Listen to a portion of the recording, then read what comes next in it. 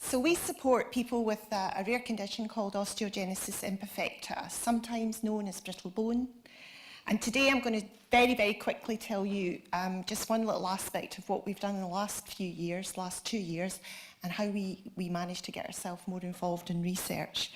But how did we start? Well, we started because of this amazing woman, Margaret Grant, or I should say, Dr. Margaret Grant, MBE. She just received an honorary doctorate from the University of Dundee in the last few months.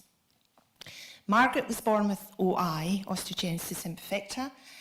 There was no support, so she resolved to set up the Brittle Bone Society charity back in 1968.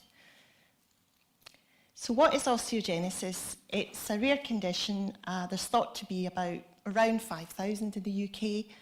There are various types of severity, but we nowadays tend to refer to people with the condition as having a mild, a moderate, or a severe form of the condition.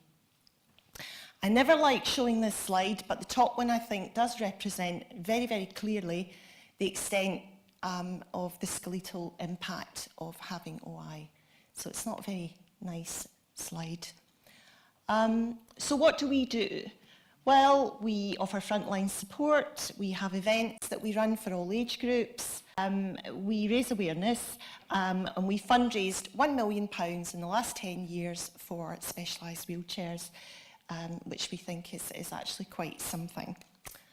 The events, as I say, isolation is a huge factor for people with rare conditions. I'm sure many of the people here will recognise that. Our recent annual conference, we had 270 delegates over 4 days. We ran an international scientific symposium, but throughout the year we ran patient day events. We have a voice event for teenagers and cool bones for 11 to 15-year-olds, and recently our kids zone. We do, like most organisations, we offer advocacy, and we've run a very successful parliamentary event in Westminster in June, the result of which was very positive because we've now been invited to take part on a scoping group for a rare bone disease service, so we feel that's really progress, and we're in the throes of finalising a parliamentary event to see the conclusion of our 50th anniversary year celebrated in Holyrood in December.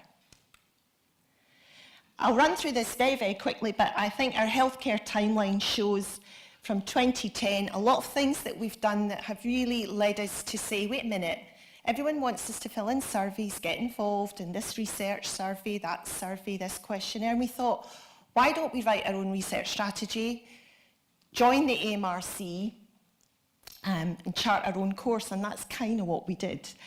We wrote our strategy, we applied to the amrc, and so we decided that we would try and take a bit of control over what money we would invest in which projects.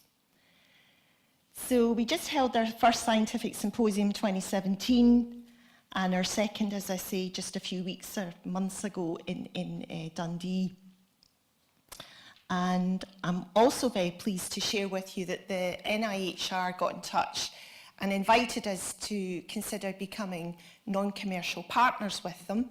So we went through all the necessary protocols for that, and I'm very, very pleased to share with you that we were accepted yesterday, which means when we open our second research grants call, we can inform researchers that they will, through us and through that programme, have access to another 300 million of possible grant funding, should they meet all the necessary requirements. So we've now awarded funds for two research projects, and we've increased the funding that we've managed to generate ourselves. We've been asking our own community about research. What do they want us to research in? What would they like us to focus in on? And you know, that's what I guess patient support organisations should do. They should be representing the voice of the people that they've been set up to support.